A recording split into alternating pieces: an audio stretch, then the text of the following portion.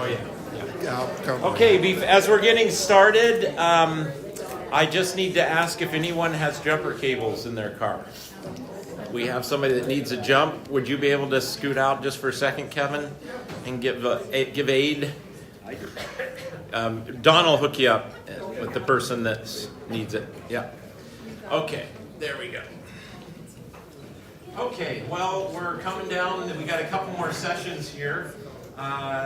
I'm thankful for everyone who's continuing to participate and engage on this important subject matter that is particularly poignant right now for a lot of us. So we'll just dive in. All of the most of my presentations are on the website. There's a lot of things. So the first thing I need to ask is how many people read the article that we had the link for? Okay, I should have said, okay, about half. Okay, perfect, good, that's helpful. All right, well, this is where we've been last week. 2 weeks ago, we talked about what is your vision, and we talked about what a vision is. We talked about the constrained and unconstrained vision. And today we're going to talk about the question, does silence mean approval? And I think it's almost like the whole study comes down to this subject, this question. And then next week we'll look at what more is needed, if more is needed. Maybe today you'll say, enough! We've been talking about all these connections about how the church engages in society. We talked about how this one is the tricky one with the church as a corporate body directly engaging with policy and politics, etc. I'm making the case today that we need to be really cautious about that. But we'll get there in just a minute. So, just to review, 2 weeks ago, we talked about Thomas Sowell's book, Conflict of Visions, and again, I got a little bit of pushback, which is fine and appropriate and good. My point is not to champion the specifics of what Thomas Sowell tends to think about when it comes to policy and politics, but his work on these visions, I think, is really informative and helpful. The book the Conflict of Visions book is pretty dispassionate. It pretty much lays out both the constrained and unconstrained vision and doesn't so much take sides. But nonetheless, the constrained vision says we must govern and engage in society under the constraint of human sin and turned inwardness. This condition is fixed and must continue to be constrained. Trade-offs are the best we can hope for. One person wanted me to clarify that this isn't talking that people can't change and become higher-minded as individuals, but when it comes to policy and government and policy, you shouldn't ever count on that. You should count on people being turned inward and not doing the whatever, taking the high road, so to speak. So it is pretty pessimistic about human nature compared. And the big question here is compared to reality versus the ideal. Like one might be upset about something, but compared to what? Typically, sometimes we compare what's going on to to heaven. And we want God's kingdom to come and but nonetheless, compared to what is a question I often hear folks from the constrained vision talking about. The unconstrained vision is more optimistic about human nature. It's a government with a belief that through policies, programs, endemic problems of human nature can be solved or really significantly worked on. The ideal is attainable and people can follow their better angels at the level of government, etc. So we talked about which one was more Christian last time, and people made the case for both, and that's a trick question because you can make a case for both. And then we talked about a little bit which one is the best to found a government on. And I did make the point, and maybe this is partly where I get nervous because I'm a theologian and a pastoral theologian, and I'm getting into area that's not my expertise. But it feels to me there's a difference between the French Revolution and the American Revolution in the assumption of human nature. But But nonetheless, what I thought I would do, since we talked about those visions as just a review today, is I went back and looked at the ELCA social statement that we studied in pretty good depth, and look at it through the lens of constrained or unconstrained visions. So, and it is a hybrid of sorts. So the constrained vision sets its theological boundaries. The unconstrained vision drives its engagement, is the way I would say it. So it certainly acknowledges human sin and the turned inwardness of humanity, but I would say it has high aspirations that government can really solve some of these human issues. The constrained part, it says, no political system, ideology, or policy can overcome sin or create a perfect justice. That's constrained vision talk. Political action is always provisional and incomplete. Again, more constrained talk. Power is necessary but always susceptible to abuse and must be restrained and held accountable. These are all quotes from the social statement. Christians must act with humility, recognizing the limits of their knowledge and possibility of error. All of that's wise and good constrained vision kind of stuff. But it also talks about God provides abundance of human capacities such as reason, imagination, experience, and emotion for seeking healthy civic life. The church affirms advocacy to address systemic injustice. Power can promote justice when rightly exercised. It does have hopes that way. So this is a summary, my summary, of the ELCA social statement. The ELCA civic engagement statement strongly affirms human sin and the limits of politics, yet its practical guidance for advocacy and engagement reflects a greater confidence in civic participation and structural reform than a constrained or perhaps classic Lutheran vision would support. And this is where I want to take you back to that paradoxical vision of the Lutheran side, that we have two realms that Luther would talk about, and the left-hand realm, or the civic temporal realm, you want the Ten Commandments there, you want justice there, you want laws, you want rules, and so that people's human sin is constrained. That's the ideal. That's what the civic government is for. And is it going to bring about the great changes? The Lutherans probably would say that's going to happen through individuals, through the church changing individuals, and those individuals collectively being a part of society. That maybe it's more bottom up than top down. I don't know. But anyway, we could talk about that for the rest of the class, couldn't we? But we're not going to. I wanted to just review that. And we talked about that. So now I want to get us to our topic for today, which I think is really the crux of the matter, truthfully, the more I've thought about this. I wrote the article that I wrote to try and make a case. I'm not saying I don't believe what I wrote, because I do. But when we work through things, sometimes you have to take a position and defend it, and that's what I was trying to do. So my answer ultimately is to the question, is silence mean tacit approval, is no.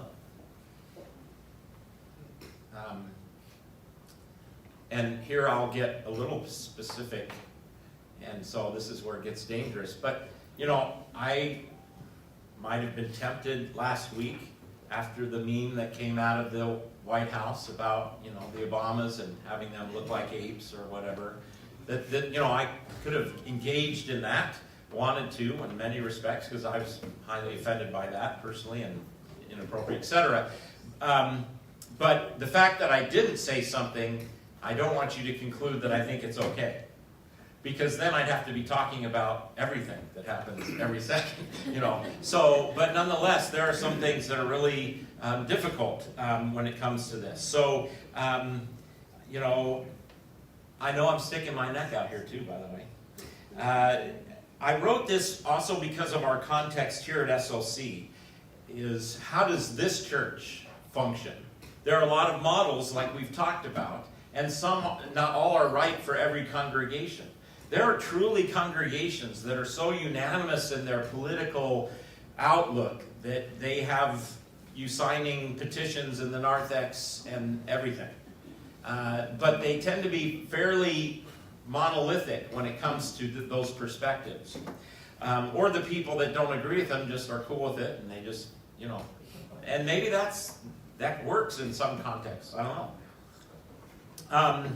But it also comes out of my theological convictions. I have served 2 parishes in my life. That's unusual for someone that's, been a pastor for over 35 years. But both my contexts were very much a blend of political convictions and ideologies. So maybe that's just where God has put me. So I do know that there's real weaknesses to my position that I've taken in this paper.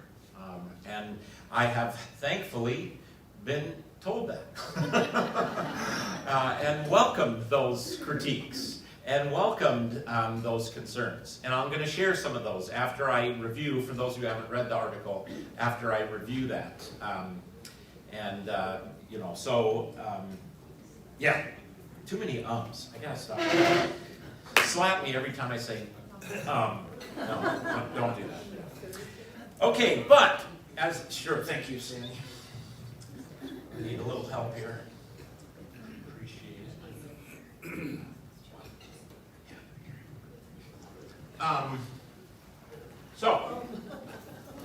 Down low. Go on. I wanted to give you the quote that most critiques my position right out of the gate. This comes from Martin Niemöller, who was a Lutheran pastor during Nazi Germany. He said, "First they came for the communists, and I did not speak out, because I was not a communist. Then they came for the socialists, and I did not speak out because I was not a socialist. Then they came for the trade unionists, and I did not speak out because I was not a trade unionist. Then they came for the Jews, and I did not speak out because I was not a Jew." Thank you. Appreciate that. Sandy came and helped me. Yeah. She spoke up for me. And then, the haunting line, "Then they came for me and there was no one left to speak for me." This would be a pretty big critique of both individuals being quietism. Remember, we talked about the Lutheran criticism of the Lutheran position is quietism.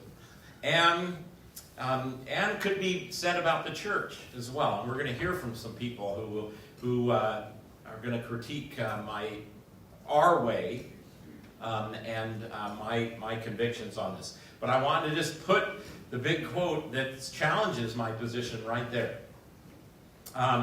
All right, so I'm going to make the case. In my view, as I look at the life of Jesus, and this is actually a really fascinating issue with how many of you have watched The Chosen so far? A lot of you. Okay, good. I commend it. I think it's been done well. But the interesting thing I noted, and not that they make it too big a deal about this, but they've got Jesus under the sights of the Romans right away. Like, they're concerned about him. What's going on? The Romans could care less about Jesus. They were not concerned about him at all until Pontius Pilate has to deal with it. According to the 4 Gospels, centurions came and believed in Jesus. I mean, they know it's... But you get no sense of that. And then I want to go to Luke 4, because this is a... where's my logos? There it is. This is a... sorry, I got to change. This is a passage that is often cited to say that, see, Jesus wants his church to deal with governments and social arrangements and, policies, procedures, etc. So let me just get this switched. So this is Luke 4.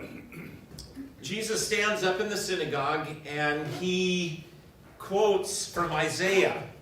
and he says, "The Spirit of the Lord is upon me because he's anointed me to proclaim good news to the poor. He sent me to proclaim liberty to the captives and recovery of sight to the blind, to set at liberty those who are oppressed, to proclaim the year of the Lord's favor." So, after this, Jesus says, we're told, he rolls up the scroll and says, "Today the scripture is fulfilled." What has changed concretely for the poor and the oppressed of Jesus' day after he said that? Pretty sure they were in the same boat as they always were. Except for now, he had preached a word. He had preached, he had proclaimed. How did Jesus understand him fulfilling this? I would say probably, if you go back to Isaiah, that they were certainly envisioning that God's people would no longer be under the thumb of the Assyrians or the Babylonians or the Greeks or the Romans. I'm sure that that was part of the thinking. How does Jesus understand that? I'm going to go to the end of the story and then I'll back up and just have you ponder something. The end of the story, Jesus, they say, "Oh, wow, they speak well of him." But then he says, he starts talking about how God chose two Gentiles, two non-Jewish, non-Israel, God's people, to bring about the good news, to bring about the kingdom. And they get so upset about that, they want to kill him. So they go from, "Wow, that was really cool," and then let's kill him. Because Jesus says that this good news isn't just for you oppressed Jewish people who were oppressed by the Romans and by modern standards,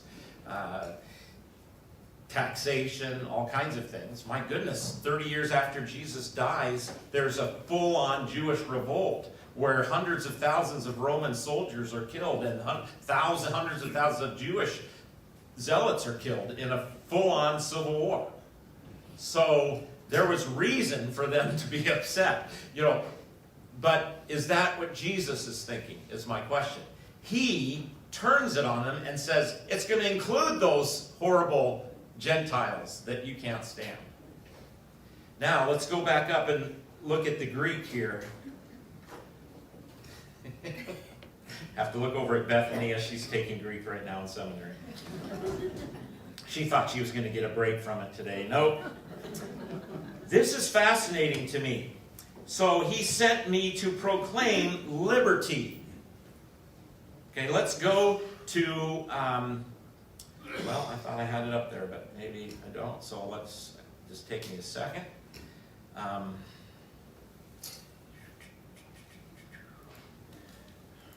No, I didn't want that. Sorry. Hang with me. Just give me a second. And I know what I'm doing, believe it or not. Word study. There we go. All right. So this is a cool little tool. This little circle tells me all the places that the Greek word that's used here and translated as liberty is in the New Testament. And the word is aphesis. I've written on this in the past. You can see most of the time, what's it translated as? Forgiveness. So I click on that, I go down here, it gives me all the occurrences of where it occurs, and it's translated as forgiveness. Okay? All right, let's go back up. Let's click on the liberty ones. How many texts are translated as liberty? 2. The 2 that you have before you. I'm not saying that the English translators are wrong. Who am I to say that? But how does this read if Jesus stands up, since he gave this word both to the Gentiles and the Jews? The Spirit of the Lord is upon me. He's anointed me to proclaim good news to the poor. By the way, in Jesus' time, the poor were thought to be shunned by God. Why? Because they're poor. And the rich must be in approval of God. Jesus blew that whole cause and effect thing out of the water. So he's going to proclaim good news to the poor. He sent me to proclaim, what if we say forgiveness to the captives?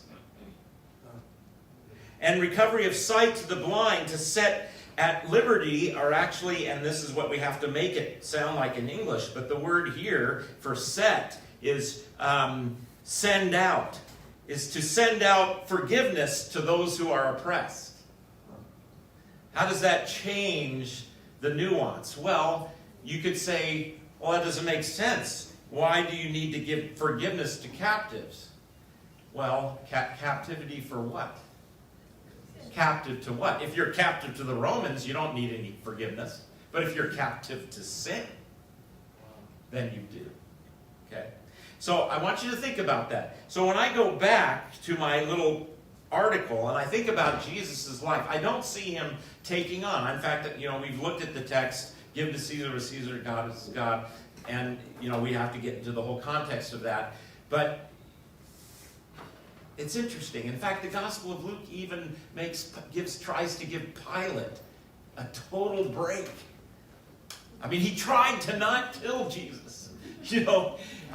So you got Roman centurions that are believing. So it's just an interesting relation. I don't see that Jesus is, what he has in his sights is governments and policies and social structure and order like we often think about it today. I am not saying that what Jesus did doesn't have an effect on all of that. I'm just saying I don't see that as his primary. Okay? You're going to have a chance to rebut all of this. So then my question comes back to what I said about Nazi Germany, and we'd have to put this through a litmus test of other more modern situations, that I believe the church not taking a stand one way or another is taking a stand. If any administration, no matter blue, red, maybe someday an independent person will be sorry, see, I got political.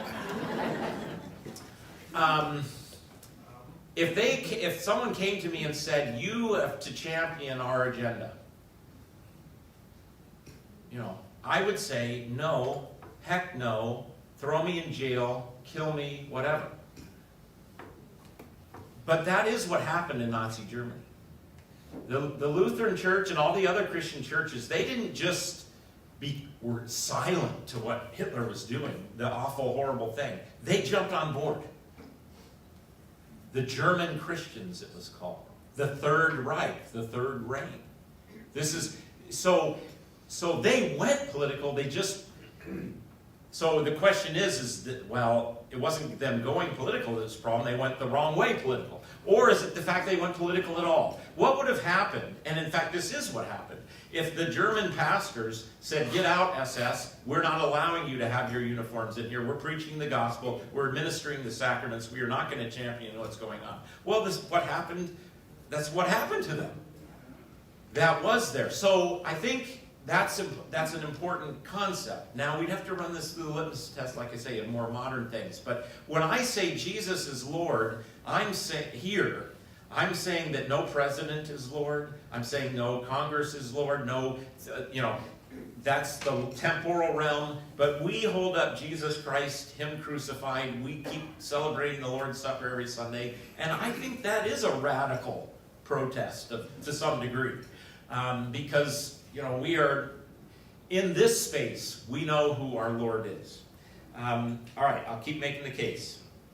Then the question is it the job of the church to engage regarding specific policies and politics and actions, or is that the individual? Is that the individual's job? And that's a question. And obviously in my case, making the position I'm making, I'm saying that's your job as an individual to engage. And I don't think any of the 5 models, anyone disagrees that that's also a part of our Christian life. Our vocation is to engage as citizens. And this is the other thing I think about, even going back in modern history. I mean, we have a vote. The amount of people that don't vote is mind-boggling to me. I know you think, well, my vote doesn't count, but it does, especially in local elections. So we have a vote. School board, you want to influence things? who you put in that school board is huge. So we have a way of participating as citizens that I think sometimes we take for granted, that people in the past wouldn't even have thought about. I mean, the peasants back in Luther's day didn't have a vote to say, we don't like this, lord who's doing this stuff. So then the question comes, and in my article I say, well, but Pastor Bill, you're making Lutherans, as we've taught you, are both and people, not either or people. So why can't we do both? Why can't we stick with the gospel, preach the word, administer the sacraments, and, stand up and make prophetic critiques of this administration or that administration or this action, local, state, national, whatever. Why can't we do both? Well, this is the danger of doing both, in my view, as I say in the article. If you give it an inch, it'll take a mile. It was the church that marshaled the Magna Carta. It's the church that marshaled the Magna Carta. Yep. Yeah, that's beyond my my expertise, so that's something to think about.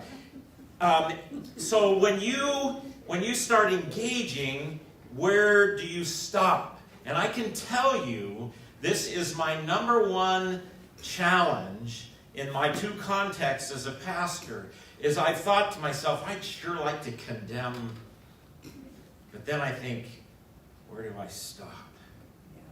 Then I think, how come I didn't condemn that? Now that I do this. And for some of us, it's crystal clear. There is no ambiguity here. There's no difference. And we're going to get to the critiques of my position. But I've found, and I say this in the article, that when you let that in, it tends to take over. And I'll have to, and again, please forgive me, but our national church is completely focused on policy and politics. My colleagues mostly are focused on that. And when I went to seminary, I had a great homiletics prof. Well, actually, he wasn't my prof at the time, but he worked with me, and then he got the job. And he came back and he did this great study on his sabbatical on evangelism, because after all, that's what we need. We need to figure out a way as Lutherans to start sharing the faith and bringing in baptizing adults and getting people our Lutheran note that's so different and so needed in our society. We need to do that. He did this whole work. He had this beautiful thing. He came back and he's going to teach a class on it. And in the Graduate Theological Union, which has 3 Catholic seminaries, Baptist, Presbyterian, Anglican, Unitarian Universalist, there's all this. Guess how many people took his class? 2. 2 people signed up. The social justice classes were packed to capacity. So I just feel like, I'm not saying social justice isn't something we have to really be concerned about, but it's tended to take over while our church is losing 300,000 people a year. In 15 years, the ELCA is going to have about 50,000 people if we keep going. Versus, it started with 5.2 and now it's below 3 million people. So, again, my beloved people would say, Pastor Bill, you're creating a false dichotomy. You can do both. I want to see it. I want to see it. And I'm sure there are congregations that are doing that. Inherently divisive. Now, this is, this is the challenge. Is that, and I know many of you, and especially the people who have offered very good, beautiful critiques of my paper and my position that I've tried to take, have said there's a difference between morality and politics, Pastor, and there are some things that go beyond politics we have to engage with. And we want the church at least to be raising these up to talk about. And I get that, but I really struggle with where is those dividing lines? How, I'll let the critiques that are going to be shown you bring that up. So it is divisive. And what I see happening in a lot of congregations, I won't obviously say specific churches, but there's one church in the Northwest, let's say, that the pastors just told me, we take stands, we believe it's our prophetic position, but we really don't have any red people left. They just told me that. That's the way it is. Now, you could go to an American evangelical church, and they may not have any blue people left. I don't know. You know what I mean by blue and red, I think. Okay. So it's hard to keep the main thing the main thing. And when you go down that road, I think it may pull away keeping the main thing the main thing. I don't know. This is what I wonder about. But I want to make this point. My point is not to be completely isolated. Look at what this congregation does. And it's not me. I mean, the reading programs, the science programs we're supporting, the teacher and healthcare helper worker affirmations, the food bank. I mean, remember when Kathy Bowman, our community connector, did that, I forget what it was called. She had a name for it. But she went through and she looked at everything that you're doing and we're doing as corporately and as individuals. And she wrote an article every week for a year about how we are engaging and making a difference and making an impact in this community. Thanks be to God. So it's not about whether we engage, but how. And there may be a fine line here. Because, boy, policies affect the poor. This is policies, administrations, local, state, and national affect the poor. And we're called to care about the poor. So, that's where, okay, well, when then do we enter at that level? And as I've mentioned to you, our church is a part of a lobbying our national church is part of a lobbying network that lobbies in Congress and the whole business. All right. So bottom line, at the end of the article, and this is taking a little too long, so I need to get this finished up so I can hear from you. Please, I just don't want you to assume that your pastors, that these things don't matter to us. Like I said at the beginning of the class, and this was a great question someone brought. They said, how come we're not talking about the the elephant in the room, Pastor? And, well, I've tried to talk about why we navigate the way we do. But it's certainly not that we don't care. And it isn't, even though I worry about the divisiveness and how it affects our mission and the proclaiming of word and sacrament and giving of word and sacrament, I'm not supplanting what I think is right because I'm afraid it's going to hurt somebody's feelings. But I am worried. I don't want it to fracture our congregation.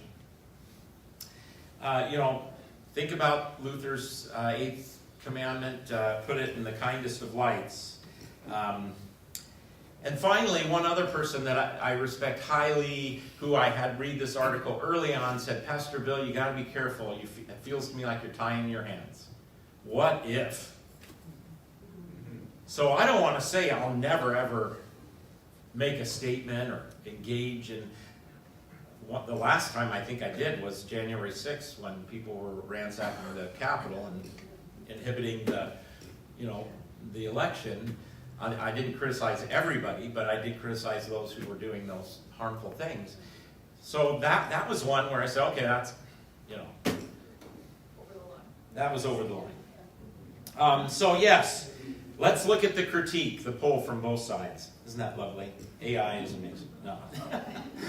All right, so this is on your behalf. I'm giving you two critiques from both sides. Does anybody know who Eric Metaxas is? You've heard of him. Some of you have read some of his stuff. This is what Eric thinks I'm out to lunch. People have been persuaded through theological arguments which are deeply wrong that we should just preach the gospel. We'll just stick to gospel-related issues. That's the voice of the devil, folks.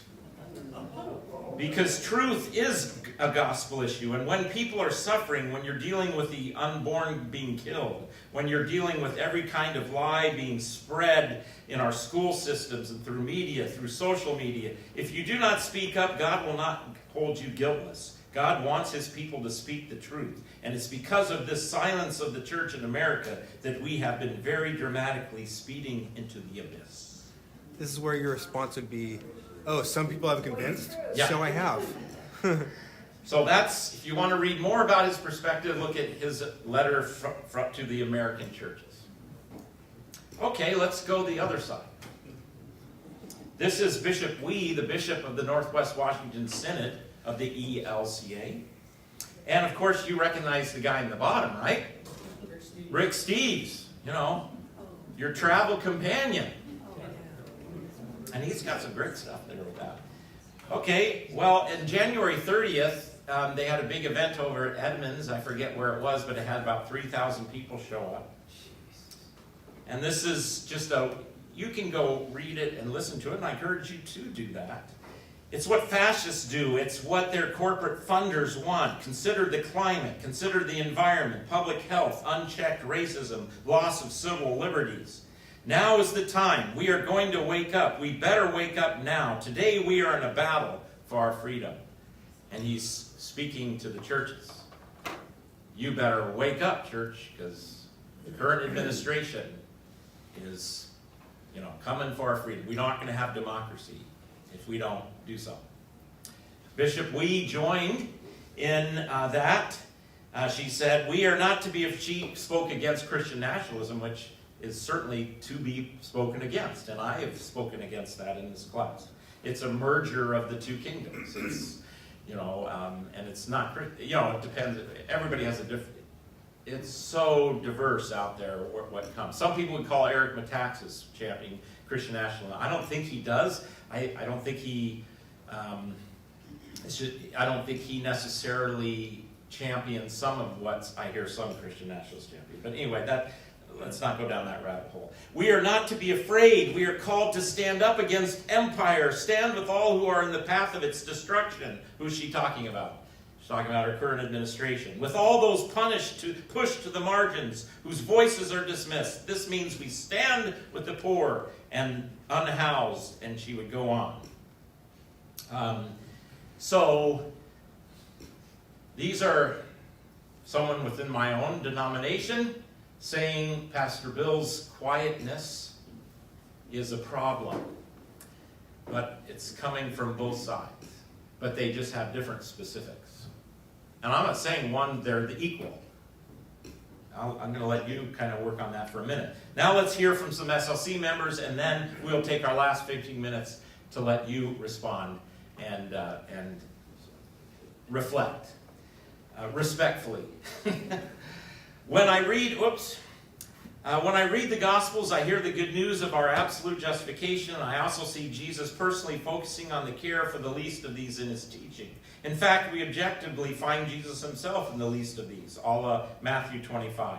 Would it be possible to instruct us in how we can care for the least of these as it relates to the lectionary text?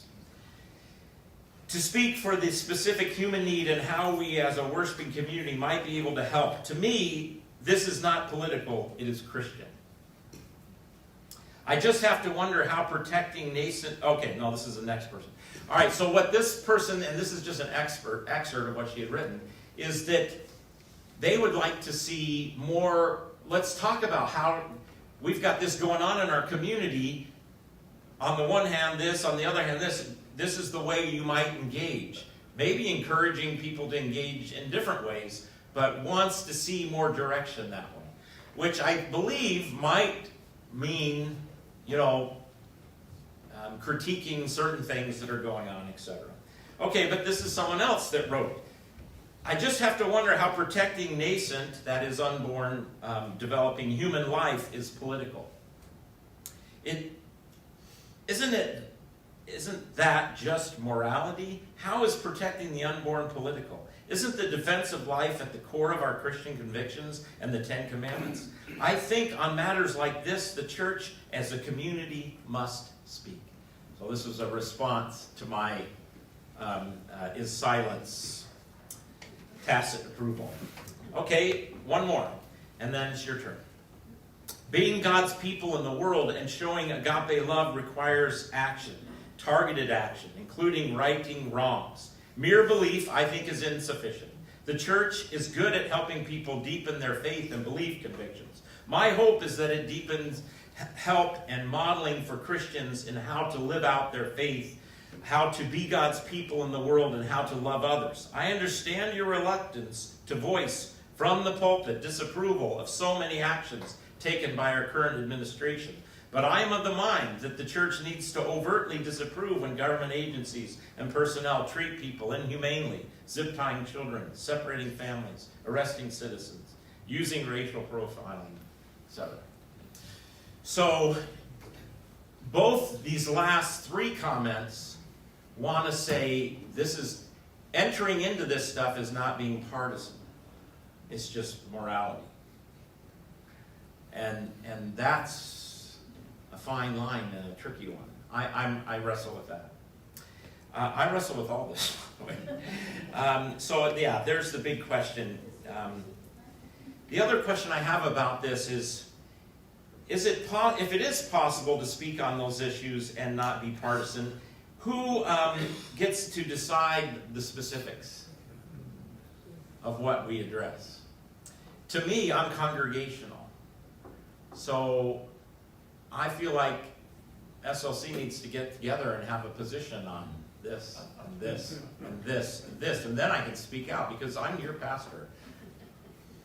That's just my polity. So that's another question I have about it. Anyway, all right.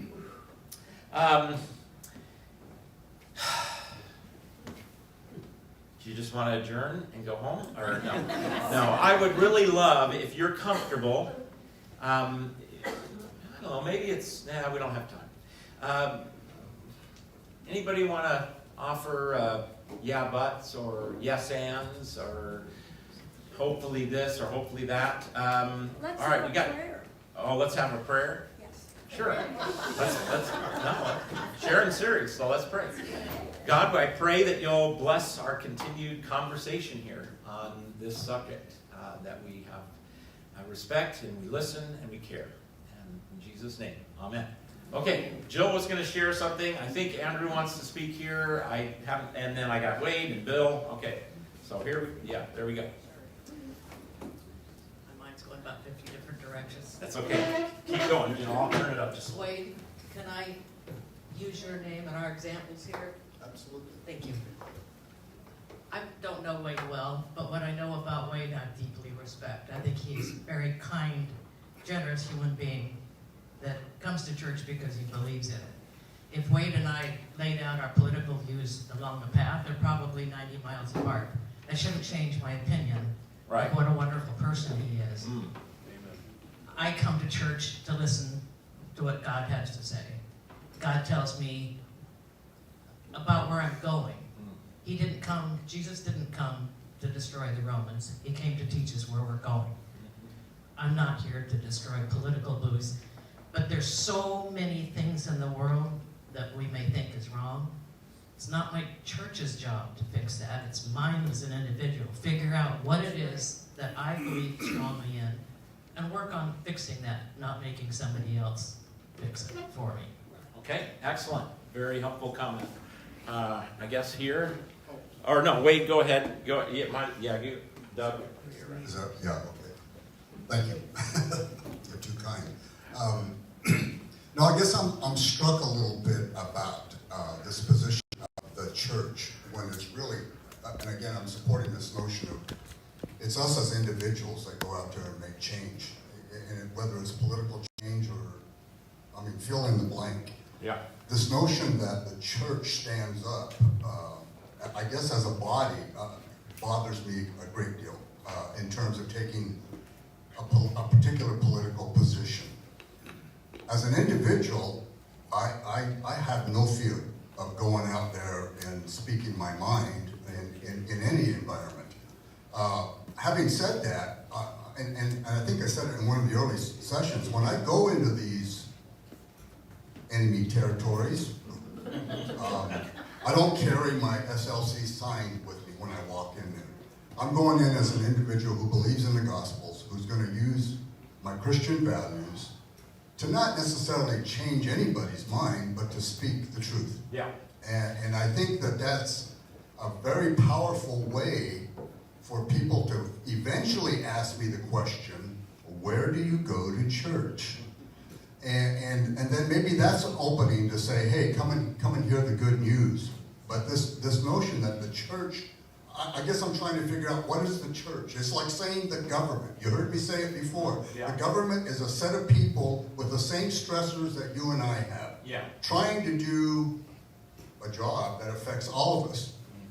The church is the same way. We are individuals impacted by the gospel, trying to make change in a world that doesn't want to hear the good news. Standing up and saying, hey, we are the church and we are tasked to do this, I think does more damage than it does good. Okay, so, yeah, helpful. Andrew, please. You have an SLC sign? Where can I get one? Okay, jokes aside, I think some morning I could be contrarian to a fault, but if someone tells me to condemn, I just may start applauding.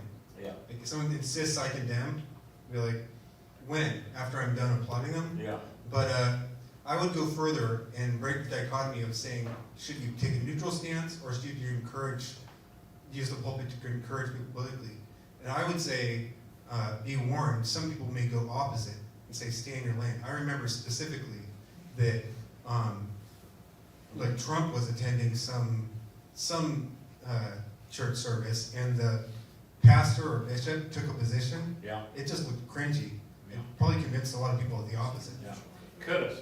Yeah, I think you're referring to the bishop that spoke at the National Cathedral. Yeah. Yeah, you can cause people to go the other way. That's a good point. Bill? Yeah. There you go. I think we need to be careful on taking positions saying in all cases, this is the right answer. Right. I'll give you the example. Let's suppose your daughter is raped by some terrible, horrible person. You say, oh, well, she can't have an abortion. That's wrong. Yeah. Well, that is wrong. Yeah, sure. It's more complex than that. But a church, many churches could take a stand, a pro-life stand that would allow for that, certainly. Yeah, but these are, and our national church has a statement on abortion. It is pretty pro-life. It is abortion only in case of rape, incest, or the mother's danger to the mother's health. But it also stops short of saying that we should seek legislation in that regard. Yeah. Thank you, Bill. And if Wade doesn't mind. You're gonna mention Wade again? Wade and I are friends. Yeah. Right? Yeah. Wade? Okay. And most everybody here knows me. Yeah. I'm not necessarily a quiet person. Yeah. And I'll throw it out there. I mean, I'm obviously on the red side of the fence. Right. And but I appreciate the stand you've taken. And where you and Jonathan preach from the pulpit and the focus on the gospel. And you call us to do as we feel called to do. And if that means getting engaged in politics, or just going out in the community and talking and sharing the truth as we see it, and I think that's wonderful. The ELCA, as you and I have talked in the past, and I don't know if everybody here knows or not, I left the ELCA. I am a friend of Silverdale Lutheran. I love this congregation. It's my church family. But I had to leave the ELCA over the bishop's stand against Israel. Yeah. Fair enough. Right. And if anyone would ever want to talk to me about that, I'm happy to have a discussion. Right. But I guess where I'm going is that Jesus calls us, for example, to take care of the poor. Right. The problem comes into how we try to do that. Yeah.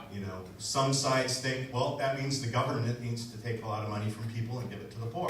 Right. Other people think, no, I need to personally go out and help the poor. Right. And I'm not saying one is right or wrong. I'm saying they're just different. Right. And so if we're asking the church to take a stand politically on something, if you take one side or the other, we've just created separation within our church. Yeah. It certainly could. Unless people that are in the minority position are good with it. And maybe they would be. And maybe in a lot of congregations they are. Yeah. No, helpful, Chris. Thank you for sharing from your heart. Let's keep going. We got Jim and then Dennis. and then Bethany, and then we'll probably have to pick this up next week. And we're gonna, I really wanted to have one last session just for me to listen and hear and for us to talk together on this. So if you don't get your convictions a chance, you'll get it in next week. Okay, Jim, quick, yeah. I have to start with where I am as a Christian. I feel that I'm a grain of sand and a bunch of Christians. Together we come to be whatever we are. So I need a place where I can feel comfortable that it's okay for me personally Yeah. to state my personal convictions. Yeah. And that it's okay to do so. Yeah. So one of the things I'm grateful to be here today, there are people who stood up and said, this is what my conviction is, red, blue, what? You know, I don't mind sharing that. The problem in doing it is then do you get ridiculed if you stand and say, personally, in a group like this is what I believe. Yeah. And that's the danger.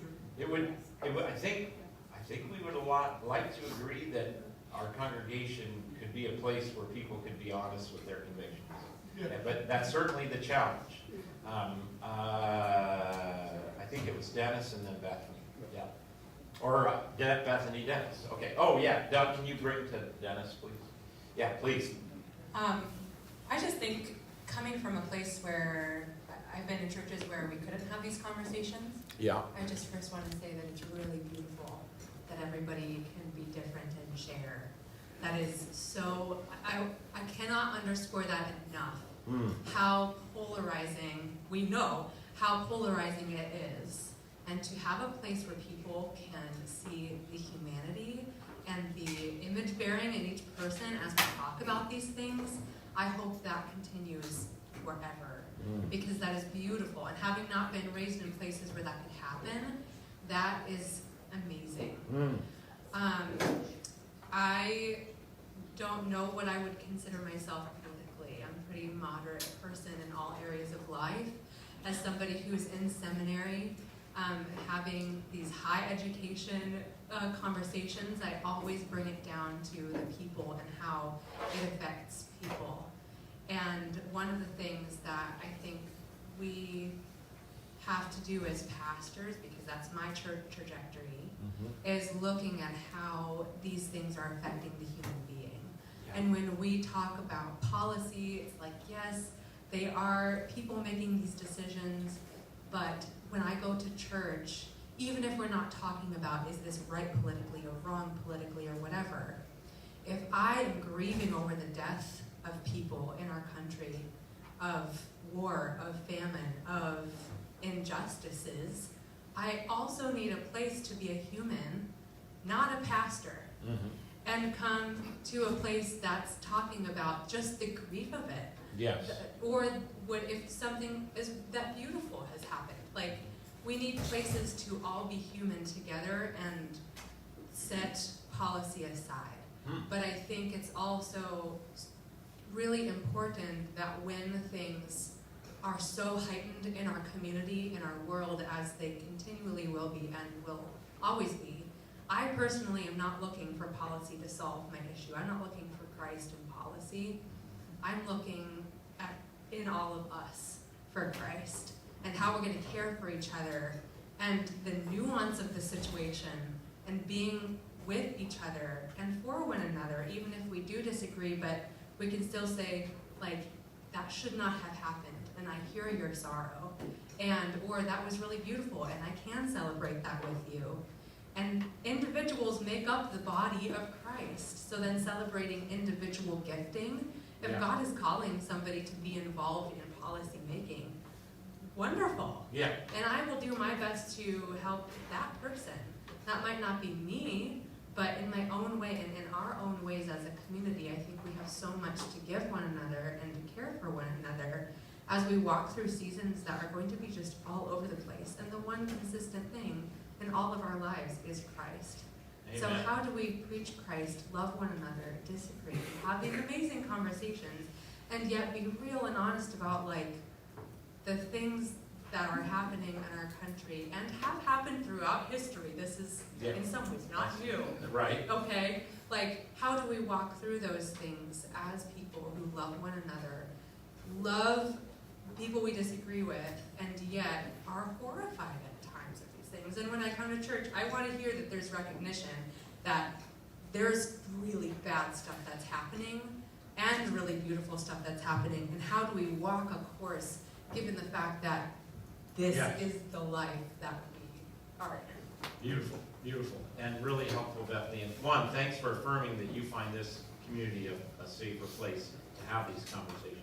And then two, you know, that's where when we write the prayers and things are happening in our world, we try and recognize them without, you know, then going. And that's delicate, but we need to grieve, and we can't, you know, that's where the elephant in the room point was good. That, you know, we can't come in and pretend like people aren't upset about stuff, you know. And so we've tried to acknowledge that without, you know, then starting making judgments. Dennis, you sure? Are you going to remember for next week? Because I really thought you could sum this all up for us. I really thought you could. All right, no pressure. All right, we're going to let Dennis off the hook. Next week, I think we need just one more session, as we've got a great foundation, and I want to do more of this next week. I have some more thoughts about, so there's a few more tidbits I can throw on the fire. So thank you for your grace and for working. God bless you. All right. Go in peace. Serve the Lord.